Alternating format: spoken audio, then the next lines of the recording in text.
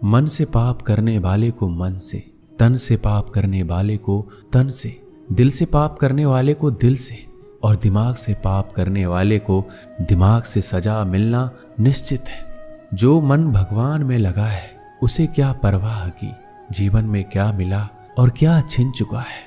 भक्ति प्राप्त नहीं की जा सकती, ये तो एक उपहार है। प्रार्थना ईश्वर को नहीं बदलती, लेकिन ये उसे बदल देती है जो प्रार्थना करता है। विचलित मन वाले व्यक्ति को मौत उसी तरह से बहाकर ले जाती है जिस तरह से अचानक आई बाढ़ में गांव के सोते हुए लोग बह जाते हैं। देखते समय देखिए, सुनते समय केवल सुनिए, महसूस करते समय महसूस कीजिए और सोचते समय केवल ये सोचिए, यही वास्तविक कर्म है। आपका काम है अपनी पसंद के काम को खोजना, उसे खोजें और फिर उस काम में खुद को पूरी तरह से लगा दें। यही सफलता का मार्ग है। दुनिया में अधिकांश लोग इसलिए असफल हो जाते हैं क्योंकि विपरीत परिस्थितियां आने पर उनका साहस टूट जाता है और वो भयभीत हो जाते हैं। संसार का नियम है, जिस तरह के विचार हम अस्तित्व को संप्रेषित करते हैं उसी तरह की ऊर्जा अस्तित्व द्वारा हम तक पहुंचती है। ध्यान रहे, विचारों का सकारात्मक होना अनिवार्य है, तभी राह सरल और सुगम होती चली जाएगी। कभी किसी और के लिए जीने का प्रयास मत करो, किसी और की दृष्टि में अच्छा बनने की चेष्टा मत करो। हम अकेले आए हैं, अकेले ही जाएंगे। हम जैसा कर्म करेंगे वैसा ही फल पाएंगे। श्री कृष्ण कहते हैं, जो बीत गया उसे भूल जाओ, जो कर रहे हो उस पर विश्वास रखो, जो होगा उसकी चिंता छोड़ दो। बस तुम्हें मात्र अपने कर्म करने हैं, पुरस्कृत करने का कार्य नियति का है। एक बार भीष्म पितामह ने श्री कृष्ण से पूछा, जल से पतला क्या है, भूमि से भारी कौन है और अग्नि से तेज क्या है, और कौन है जो काजल से काला है। श्री कृष्ण ने मनमोहनी मुस्कान के साथ उत्तर दिया, पितामह, जल से पतला ज्ञान है, भूमि से भारी पाप है, अग्नि से तेज क्रोध है और काजल से काला कलंक है। श्री कृष्ण कहते हैं कि परिस्थितियों से भागो मत, उनके सामने डटकर खड़े रहो, क्योंकि कर्म करना ही मानव जीवन का पहला कर्तव्य है। हम कर्मों के द्वारा ही परेशानियों से जीत सकते हैं।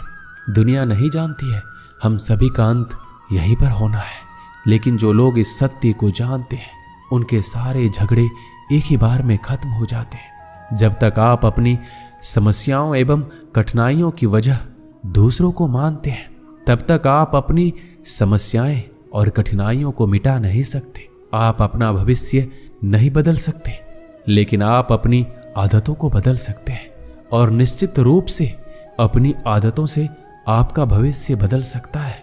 अगर हम परिवर्तन के लिए किसी दूसरे व्यक्ति के आने की उम्मीद करेंगे तो परिवर्तन नहीं आएगा, बल्कि हमें खुद को उससे आगे लाना होगा।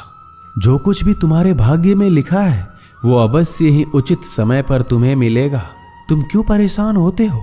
जो भाग्य में नहीं है वह कभी नहीं मिलेगा। तुम व्यर्थ ही प्रयास कर रहे हो, इसलिए जो मिला है उसे उचित तरीके से बिना फल की कामना किए करो, जन्म सफल होगा। अगर कोई आपका दिल दुखाए तो बुरा मत मानना। कुदरत का नियम है कि जिस पेड़ पर सबसे अधिक मीठे फल होते हैं उसको सबसे अधिक पत्थर पड़ते हैं। जब टूटने लगे हौसला तो बस ये याद रखना, बिना मेहनत के हासिल तख्तो ताज नहीं होते। ढूंढ लेना अंधेरे में ही मंजिल, क्योंकि जुगनू कभी रोशनी के मोहताज नहीं होती। अगर लोग केवल जरूरत पर ही अपनों को याद करते हैं तो बुरा मत मानिए, बल्कि गर्व कीजिए, क्योंकि मोमबत्ती की याद तभी आती है जब अंधेरा होता है। समय और स्थिति कभी भी बदल सकती है, इसलिए कभी भी किसी का अपमान मत करो। माना कि आप शक्तिशाली हैं, पर समय आपसे भी अधिक शक्तिशाली है। कुछ बनना है तो पानी जैसा बनो, जो अपना रास्ता खुद बनाता है, जो दूसरों का भी रास्ता रोक लेता है। सभी व्यक्तियों को सजा से डर लगता है, सभी मौत से डरते हैं।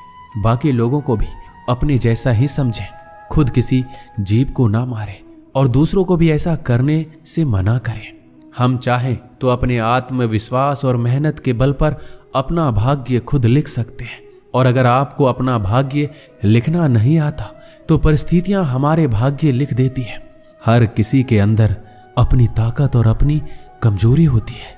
मछली जंगल में दौड़ नहीं सकती और शेर पानी का राजा नहीं बन सकता, इसलिए अहमियत सभी को देनी चाहिए।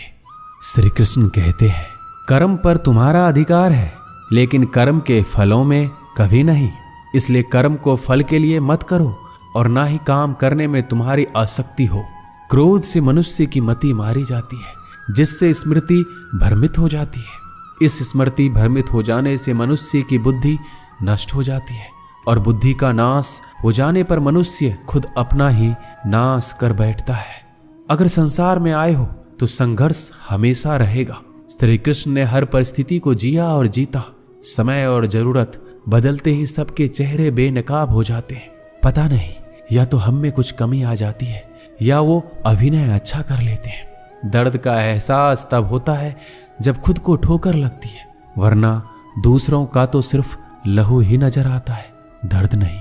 लोग कहते हैं जिंदगी मिली है अपने हिसाब से जीने के लिए, लेकिन वही लोग सुबह होते ही किसी और के हिसाब से जीने चले जाते हैं। यदि आप समस्या का हल निकाल सकते हैं तो फिर चिंता क्यों करनी, और यदि समस्या का कोई समाधान नहीं है तो फिर चिंता क्यों करनी। जो व्यक्ति बहुत ज्यादा बोलते रहते हैं वो कुछ सीख नहीं पाते। समझदार व्यक्ति वही कहलाता है जो कि धीरज रखने वाला, क्रोधित ना होने वाला और निडर होता है। अगर व्यक्ति से कोई गलती हो जाती है तो कोशिश करें कि उसे दोहराए नहीं, उसमें आनंद ढूंढने की कोशिश ना करें, क्योंकि बुराई में डूबे रहना दुख को न्योता देता है। डर का अभाव होना साहस नहीं बल्कि डर पर विजय पाना है। बहादुर आदमी वो नहीं जिसे डर नहीं लगता, बल्कि वो है जो डर पर विजय प्राप्त करता है। इंसान एक ऐसा प्राणी है जो अपने लक्ष्यों के लिए जीता है। उसके जीवन का यही अर्थ होना चाहिए। वो अपने लक्ष्यों के लिए कोशिश करता रहे और उन्हें प्राप्त करता रहे। उपवास हमेशा अन्न का ही क्यों, लोभ, लालच, चुगली, काम, क्रोध और गंदे विचारों का भी तो होना चाहिए। जीवन में जो भी करो पूर्ण समर्पण के साथ करो। प्रेम करो तो मीरा की तरह, प्रतीक्षा करो तो सबरी की तरह, भक्ति करो तो हनुमान की तरह, और अगर शिष्य बनो तो अर्जुन की तरह। जीवन में कौन आपसे मिलेगा ये समय तय करेगा। जीवन में आप किससे मिलेंगे ये आपका दिल तय करेगा। लेकिन जीवन में आप किस किस के दिल में बने रहेंगे ये आपका व्यवहार तय करेगा। इंसान को खुद की नजरों में सही होना चाहिए, क्योंकि दुनिया तो भगवान से भी दुखी है। आपके पास जो कुछ भी है उसे बढ़ा चढ़ाकर मत बताइए, ना ही दूसरों से ईर्ष्या कीजिए। जो दूसरों से ईर्ष्या करता है उसका मन कभी शांत नहीं रहता। आप चाहे कितने ही पवित्र शब्द पढ़ लीजिए, कितने भी पवित्र शब्द बोल लीजिए, लेकिन जब तक आप उन्हें अपने जीवन में नहीं उतारते उनका कोई लाभ नहीं है। अगर आपका चित्त शांत है तभी आप इस ब्रह्मांड के प्रवाह को सुन पाएंगे और इसकी तल को महसूस कर पाएंगे। खुशी इसके आगे रहती है और ध्यान इसकी चाबी है। भगवान श्री कृष्ण ने कहा है कि जैसे जैसे कलयुग आएगा इंसान मतलबी होता चला जाएगा। जरूरत के समय आपके पैर पकड़ेगा और जरूरत नहीं रहेगी तो पहचानेगा भी नहीं। संगीत सुनकर ज्ञान नहीं मिलता, मंदिर जाकर भगवान नहीं मिलता। पत्थर तो इसलिए पूजते हैं लोग क्योंकि विश्वास के लायक इंसान नहीं मिलता। श्री कृष्ण कहते हैं जो लोग किसी सच्चे व्यक्ति का दिल तोड़कर किसी तीसरे के पास खुशी ढूंढने जाते हैं वो अक्सर धोखा खाते हैं। मैंने हिसाब में रहने वालों को बेहिसाब होते देखा है। मैंने लोगों को बदलते नहीं बेनकाब होते देखा है। कल रात जिंदगी मेरे सपने में आई थी और कहा कब तक चलेगा किसी और के पीछे, अब खुद के पीछे चलना भी सीख ले। आज जब सब यही कहते रहते हैं कि वक्त नहीं मिलता, मुझे समझ नहीं आता कि व्यस्त वक्त हो गया है या आदमी जिंदगी को मीठा बनाने के लिए अक्सर सही वक्त पर कड़वे घूंट पीना जरूरी है। बाद में बस यादें आती है, वक्त नहीं। इसलिए जी लो हर एक लम्हा गुजर जाने से पहले। कुछ इस तरह मैंने अपनी जिंदगी आसान बना ली, किसी को माफ कर दिया और किसी से माफी मांग ली। जीवन में सुख दुख आते हैं और चले जाते हैं, लेकिन इसी आने जाने के बीच में कहीं एक ऐसा सुख होता है जो कभी नहीं आता और कोई एक ऐसा दुख होता है जो कभी नहीं जाता। जो पिता के पैरों को छूता है वो कभी गरीब नहीं होता। जो माँ के पैरों को छूता है वह कभी बदनसीब नहीं होता। जो भाई के पैरों को छूता है वह कभी उदास या दुखी नहीं होता, और जो बहन के पैरों को छूता है वह कभी चरित्रहीन नहीं होता। संसार में परेशानी देने वाले की हस्ती कितनी भी बड़ी क्यों ना हो, पर भगवान की कृपा दृष्टि से बड़ी कभी नहीं हो सकती। मनुष्य अकेला पाप करता है और बहुत से लोग उसका आनंद उठाते हैं। आनंद उठाने वाले तो बच जाते हैं, किंतु पाप करने वाला दोष का भागी होता है। जीवन के दुखद और अपरिवर्तनशील पड़ाव को पार करने का एक ही मार्ग है, अपने धैर्य का अनंत विस्तार कर लो। हम शिकायत कर सकते हैं क्योंकि गुलाब की झाड़ियों में कांटे हैं, या फिर खुश हो सकते हैं क्योंकि कांटों की झाड़ियों में गुलाब है। सत्य हर बार शुभ और मंगलकारी नहीं हो सकता, और झूठ भी हर बार अशुभ और अमंगलकारी नहीं होता है। भगवान श्री कृष्ण ने अपने जीवन में ये सीख सबको दी कि झूठ और सत्य का निर्धारण कभी इस बात से नहीं होता कि आपने क्या कहा, अपितु इस बात से होता है कि आपने क्यों कहा। सुख और दुख अपने नसीब से मिलता है, अमीरी गरीबी से इसका कोई लेना देना नहीं। रोने वाले महलों में भी रोते हैं, और किस्मत में खुशी हो तो झोपड़ी में भी हंसी गूंजती है। विश्वास में वो शक्ति है जिससे उजड़ी हुई दुनिया में प्रकाश लाया जा सकता है। विश्वास पत्थर को भगवान बना सकता है, और अविश्वास भगवान के बनाए इंसान को पत्थर दिल बना सकता है। किसी की यादों में घुट घुट कर मरने से अच्छा है कि आप अपनी ताकत को अपने लक्ष्य पर लगाओ और इतने सफल बन जाओ कि एक दिन आपको छोड़ने वाला पछताने लगे। कामयाब व्यक्ति की चमक लोगों को दिखाई देती है। उसने कितने अंधेरे देखे हैं ये कोई नहीं जानता। यदि सपने सच नहीं हो रहे हैं तो रास्ते बदलो, सिद्धांत नहीं, क्योंकि पेड़ हमेशा पत्तियां बदलते हैं, जड़ें नहीं। कोई भी व्यक्ति सिर मुड़ाने से या फिर उसके परिवार से या फिर उसकी जाति में जन्म लेने से संत नहीं बनता। जिस व्यक्ति में सच्चाई और विवेक होता है वही धन्य है, वही संत है। दर्द तो तय है, यह आपके हाथों में नहीं है। हाँ, दुखी होना या ना होना वह आपके हाथ में अवश्य है। स्वास्थ्य सबसे बड़ा उपहार है, संतोष सबसे बड़ी संपत्ति और सबसे अच्छा रिश्ता है। हमारे विचारों का ही परिणाम है। मन ही सब कुछ है, जो हम सोचते हैं वो हम बन जाते हैं। अगर आध्यात्मिक मार्ग पर चलने के लिए आपको कोई साथ नहीं मिलता तो अकेले ही चलिए। आप खुद अपने प्यार और स्नेह के उतने ही हकदार हैं जितना दुनिया में कोई भी अन्य व्यक्ति है। सभी बुराइयों से दूर रहने के लिए अच्छाई का विकास कीजिए और अपने मन में अच्छे विचार रखिए। एक वफादार, प्रतिष्ठित और धनी व्यक्ति जो भी जगह चुनता है वहां उसका सम्मान किया जाता है। बीता हुआ समय बीत चुका है और भविष्य अभी दूर है। वर्तमान ही वो समय है जिसमें आप जी सकते हैं। मौन रहना बहुत अच्छी बात है, लेकिन ऐसा मौन किस काम का जो आपके अस्तित्व को ही खत्म कर दे।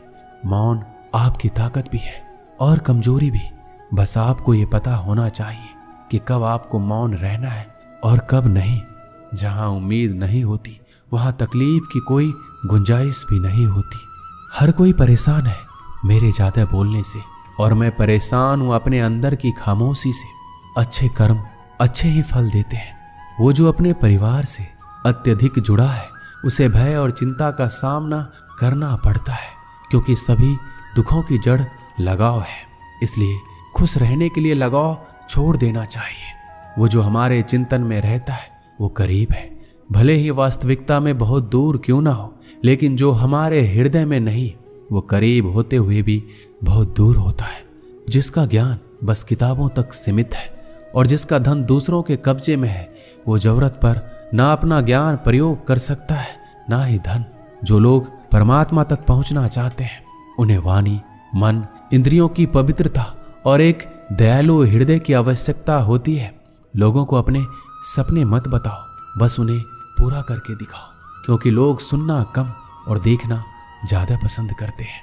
विश्वास में वो शक्ति है जिससे उजड़ी हुई दुनिया में प्रकाश लाया जा सकता है। विश्वास पत्थर को भगवान बना सकता है और अविश्वास पूरी दुनिया को आपके खिलाफ कर सकता है। भक्ति की डोरी दिखती तो नहीं है, पर मजबूत इतनी होती है कि परमात्मा तक को भी बांध सकती है। तुम्हारी सबसे बड़ी दौलत तुम्हारा वक्त है। जिसे भी दे रहे हो बहुत सोच समझ कर देना।